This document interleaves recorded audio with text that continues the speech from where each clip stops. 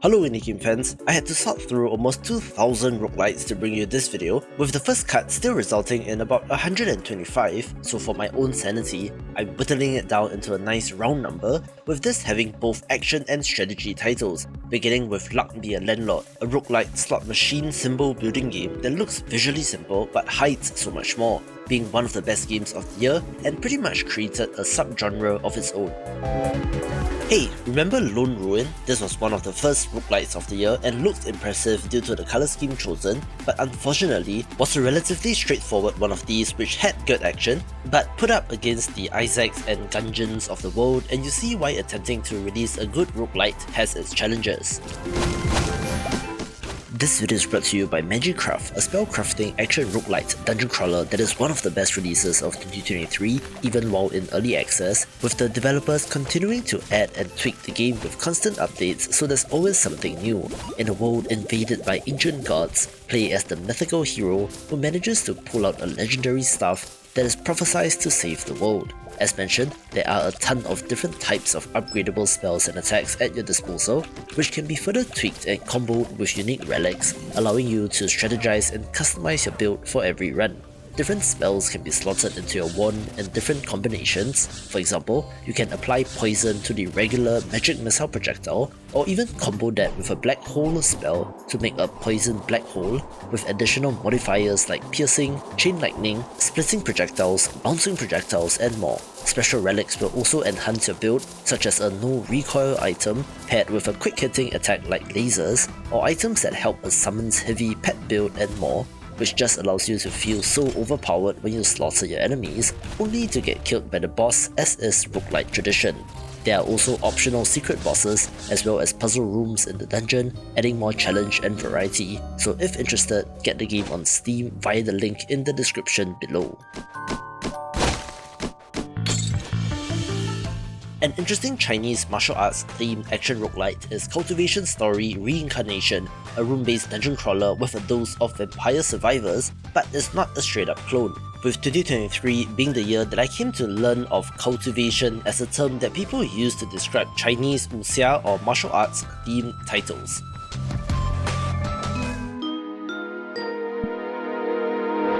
One of the more unique roguelites that I want to mention is Whack-A Ball, basically a roguelite brick breaker game, only where you swap out bricks for enemies and have upgrades for your ball and pedal, being an interesting twist on the concept. Our first deck builder on the list is Active DBG Breathes Reach, a game that looks like a Slay the Spire clone but has an active time battle combat system, so you need to make your decisions quickly and has a good art style as well.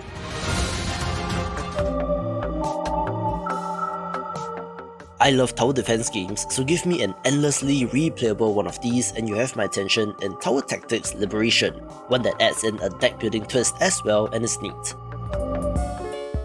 2023 saw the continuation of a trend in the Vampire Survivors clone, where developers are chasing huge numbers and huge profits, with a good example being Noobs Want to Live, due to an interesting meta progression system with synergies between characters, adding fuel to the fire of the dopamine generating machine that is this genre. One of the most interesting roguelite releases of the year is Corpse Keeper, a game that has side-scrolling Souls-like combat but with a Darkest Dungeon twist, in which your reanimated shambling corpses are falling apart as you go further into the dungeon, with the combat here having things like parrying, and is very weird and interesting. Eeny, meeny, miny, moe, warrior played a mighty blow! I'm a fan of developer Think Trunk, since they made Book of Demons, a papercraft tribute to Diablo 1, with their next title, Hellcard, being a roguelite deck builder spin-off of that game, which has an interesting radial play area with enemies swarming you on all sides, with the different classes complementing each other and has both single-player and co-op support. An interesting roguelite platformer boss rush title is Touhou Hero of Ice Fairy, one that is of course based on characters and mechanics from the Touhou project, which is known for its bullet hell titles, with this translating beautifully into intense boss battles, and is relatively unknown all things considered.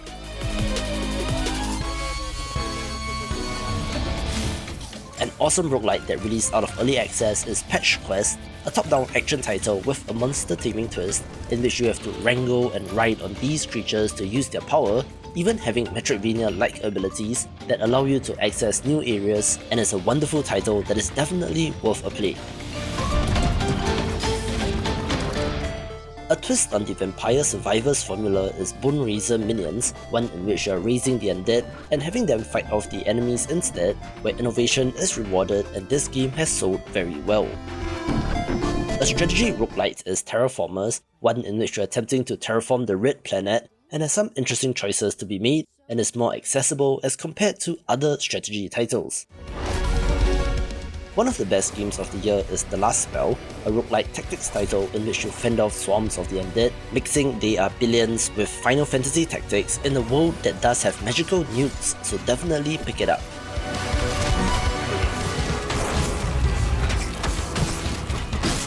A game with an interesting art style to say the least is Mortal Sin, a first-person hack-and-slash title which looks very unique, but some people have said that it's an assault on the eyes, but does have great gameplay and ideas.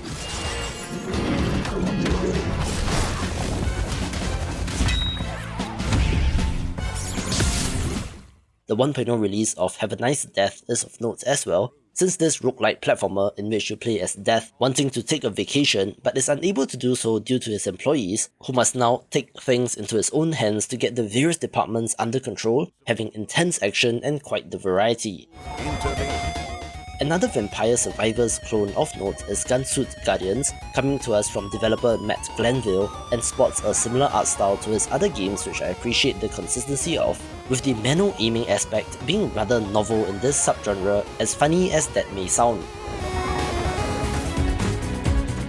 Don't miss out on the roguelike platformer Spiritfall, since comparisons have been made to Hades, and while that game is a very high bar, this game does have a similar structure to its in-run upgrades, along with a dose of platform fighter inspiration for its combat and controls, being one of the more promising early access titles. An awesome mining defense roguelite is Wall World, in which you pilot a giant spider tank climbing up a wall, digging into it to get resources for upgrades, and having to rush back to the tank to defend against waves of enemies, really nailing the gameplay loop.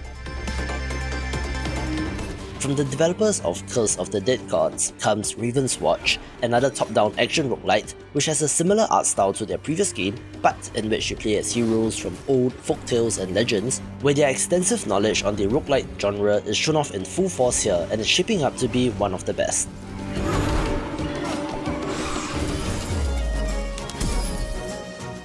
I really enjoyed Baldfrost back at launch and was completely hooked for a couple of days, despite its shortcomings, in which this roguelike deck builder with tactical placement of units on the battlefield really is quite compelling, enhanced by an almost Adventure Time kind of art style, with the developer just releasing a major update in December, so go back and check it out. A smaller title that you might not have heard of is Bosoka, in which you play as a witch fighting off demons, again having Vampire Survivors inspiration without being a direct clone, which I appreciate. A smaller roguelite with an adorable look is Beyond the Long Night, in which you play as a man floating around on balloons, having classic shoot 'em up action and a time loop premise, possibly being a hidden gem of interest to you.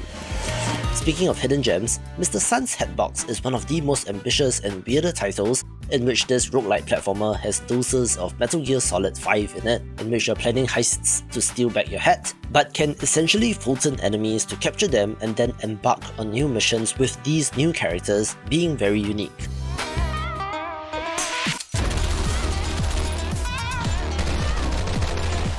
One look at Ocho and you can probably guess the inspiration, since this brutal top-down action title sure looks like Hotline Miami, only they stripped out all the colour, but I loved that game, so a roguelite version certainly is of interest. For a more traditional experience, I would recommend Dungeon Drafters, since this grid-based, turn-based dungeon crawling roguelite is fantastic, in which you must manage the use of your cards, which are the spells, having to use them in combos to effectively dispatch off your enemies, with a great pixel art look as well. I certainly did not have a roguelite arcade hockey game on my bingo card for 2023, which makes Tape to Tape of interest, in which you can get in-run roguelite upgrades and battle against fantastical teams and is unique as well. Equal to one of the best indie games of all time was met with controversy, since Darkest Dungeon 2 is quite different to the first game, to the chagrin of some, with this being a run-based roguelite that retains the same brutal combat system but loses some of the aspects of the pain of permadeath. Another Vampire Survivors style title of interest is Infinite Tau, one that has a Chinese cultivation theme as well, and interestingly, a very muddy lo-fi look that really does remind me of Vampire Survivors, so good on them, I guess? Find clever ways to defend and attack. Here's another unique roguelite without anything else like this on the market in Great Venturi, since it's an action roguelite that requires the use of your mouse, since you can block or parry enemy attacks with your cursor, which I've never seen any other roguelite do, so this is worth a mention. Speaking of innovation, Dizzy Rogues is an auto-runner roguelite which is interesting in itself, shunning rooms and arenas for the continuously scrolling level, and adds in combat in which weapons orbit your character but reverses direction when it hits something and you have something very interesting. From the developers of Monster Train comes Inkbound, a turn-based tactical roguelite that was initially pitched as having a strong co-op focus but can be played solo, where I believe things have improved for solo players, so go check it out.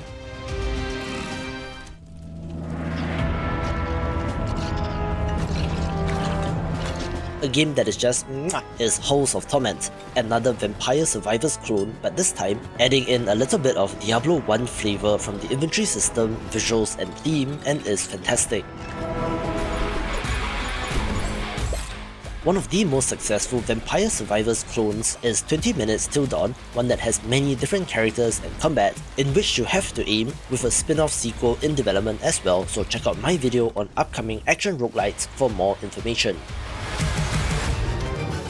2023 was definitely the year of Vampire Survivors clones, where a bunch of these got made of varying quality, with Army of Ruin being of note, since it comes to us from noted developer Milkstone Studios, who made games like the roguelite first-person shooter Ziggurat and its sequel, with this looking nice but maybe has a little bit of a slow ramp up. I love novelty, which is why indie games are my jam, with Voidigo looking like a fairly standard action roguelite, but the twist is that it has Monster Hunter inspiration, in which you have to hunt down gigantic bosses who can run away from you, being a great game and a clever idea. A sleek roguelite platformer of interest is Oblivion Override, one that is gorgeous, in which you play as a killer ninja robot infiltrating an enemy base, with the art and animations being some of the best that I have ever seen. In June 2023, it seems like a whole bunch of these developers that made Vampire Survivors clones went, oh maybe the well is drying up, so all of them decided to release their games out of early access, with another example being Spirit Hunter's Infinite Horde, a game that was one of the quickest clones of Vampire Survivors and had a neat art style and an almost Path of Exile-like skill tree. My pick for the best Vampire Survivors clone is Brotato, an arena action title in which you play as a space potato, where I was happy to see this developer's success since I've been covering their games for a long time, going back to Lost Potato from 2020 and the underrated Space Gladiators from 2021, and is pretty cheap as well, so get it if you're curious. One of the best strategy roguelites is Shogun Showdown, adding in elements of Into the Breach into a Sidon title which is not a Slay the Spire clone, in which you must play your cards right in order to attack enemies, get out of the way to dodge attacks, and to reposition yourself for the next attack, with the telegraphed actions of your enemies affecting your strategy.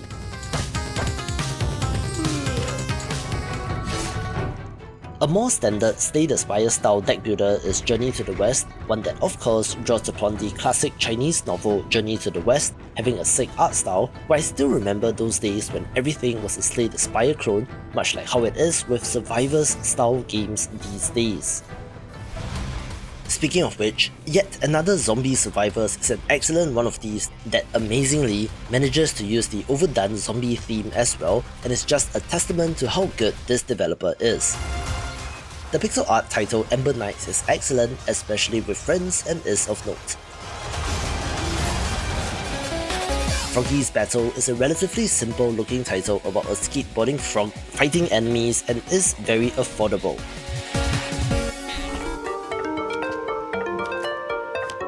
Let's Revolution is a unique roguelite puzzle game with elements of Minesweeper which you do not see every day.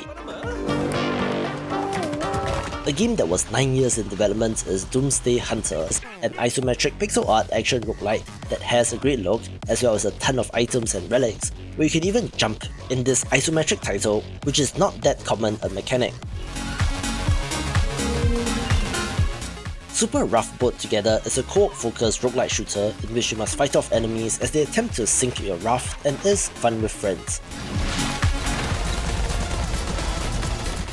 I love it when game developers take ideas and apply it onto itself like a snake eating its own tail, in which Vampire Hunters is a roguelite first-person shooter that adds in the absurdity of vampire survivors spamming enemies at you, but also giving you a comical number of guns and is a fun title.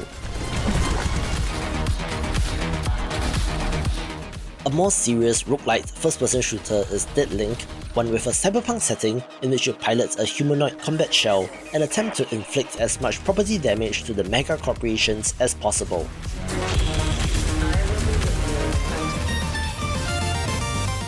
The sequel to a beloved roguelite Mega Man-like is 30XX, swapping the hand-drawn art for pixel art, which I think looks awesome and is for fans of Mega Man Zero. Dungeon 100 is a super weird and interesting auto-battler title in which you choose and combine cards for your build, but have no direct control of the character in combat, where the theory crafting and watching the success is the main draw, not to mention the twist, where upon defeating a boss, your character then becomes said boss for the next run and is an intriguing idea.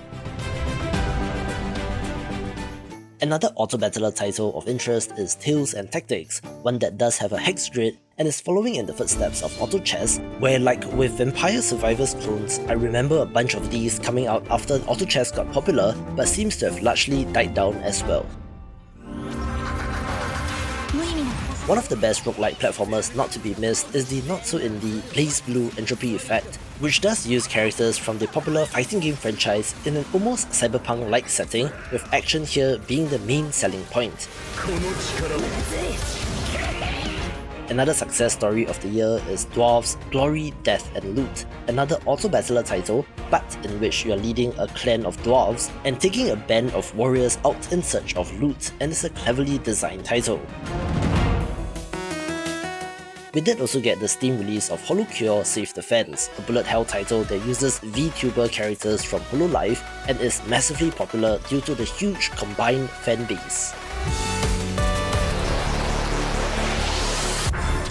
Despite the title, Whisker Squadron Survivor is not a Vampire Survivors clone, but rather an on-rails space combat title, with the developer working on a free exploration version of this, which you can find in my video on upcoming action roguelites of 2024.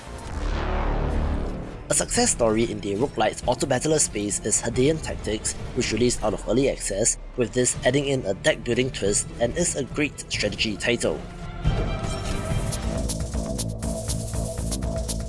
One of the most interesting looking titles is Snake Farm, in that it isn't very pretty at all, but yet has a unique risk-reward mechanic in which you choose how many snakes to place on your farm to fight so that you can get their oil, essentially choosing the difficulty in seeing how far you want to push yourself. I said that the market rewards innovation, or at least a twist on the formula, that is not a straight up clone, in which God of Weapons does have weapons auto-firing at enemies, but with an inventory management aspect and more contained arenas like in Brotato, as well as the expected swarms of enemies. Another variant on the Survivor style game is Heretic's Fog, completely eliminating the movement aspect since you control a stationary tower. Axolotl is a cute but flawed roguelite that is a little lacking in content and weapons, but as an introduction to the genre, it's pretty alright. I find it interesting how larger IPs are also dipping into the Survivor-style game, such as with Deep Rock Galactic, where in this case, Pathfinder Gallowspire Survivors is of note, a high fantasy title that's okay, so let's see how it develops in early access, where I do wonder if we will get a Halo or Gears Survivors down the line. An interesting card drafting title is Crop Rotation, being adjacent to the symbol building slot machine concept of Luck Be a Landlord covered earlier, in which the cards chosen are played automatically, so you have to focus on the bigger picture.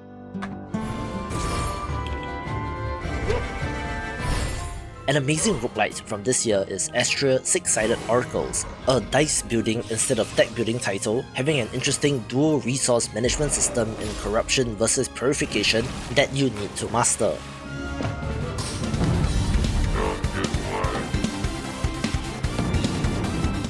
We didn't get one but two sports roguelites in 2023, with RoboDunk essentially being roguelite NBA Jam but with robots and their fun powers, having an amazing visual style as well. A roguelite survival deck builder city builder of interest is These Doomed Owls, in which you must lead your people to survive and prosper, with the resource management aspect and different gods to play as being of note. Time Wasters is a Bullet Heaven title that comes to us from developer Proton Studio, who are best known for making idle games like Time Clickers, with the gimmick here involving planets that you need to be in the range of to take advantage of their abilities. A great roguelite deck builder with a fighting game presentation is Beneath Oresa, in which you choose a main and a support character for every run in a manner not unlike Monster Train, and is easy on the eyes as well. Sigil of the Magi comes to us from a Singaporean developer, so I wanted to show my support, in which this roguelite tactics title is strategic and challenging. Here's something new again, since Quasimorph looks like a traditional turn-based, grid-based roguelike, but this time with an extraction twist, since you need to get back to your ship in order to escape with the loot, set in a very grimdark sci-fi universe.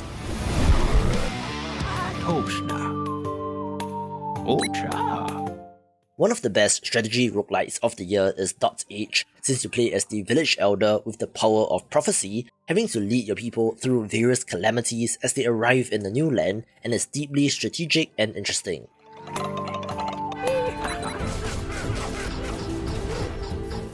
Knight vs Giant The Broken Excalibur is an action roguelite that is based on Arthurian legend, with some comparisons being drawn to Hades, so check it out.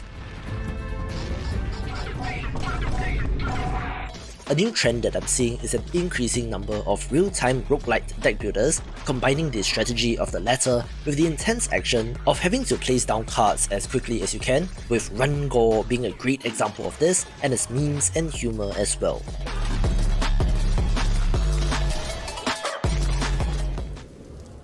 A creepy roguelite title is Empty Shell, set in a secret facility on a Japanese island in which things have gone very wrong, where this very effectively pulls off the monochrome colour scheme and the horror influence.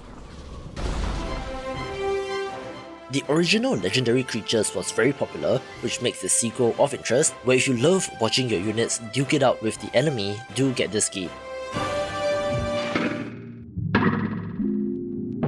One of the most innovative titles of the year is Musa Lina, essentially a roguelite puzzle platformer in which you need to get the thingamajig in every level and then return to the portal, but everything is randomized in this game, including the tools that you get, being a rebellion against the lock and key immersive sim design, which is super interesting. The roguelite RPG World of Horror is one of the best games of the year, in which the Junji Ito-like art and designs are one of the main draws.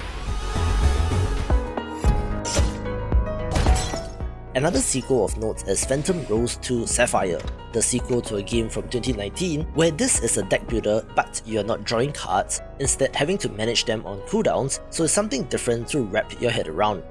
One more sequel here in For the King 2, a roguelite RPG that seeks to evoke tabletop RPGs and has done so very successfully, with classic turn-based exploration and different campaigns to go on.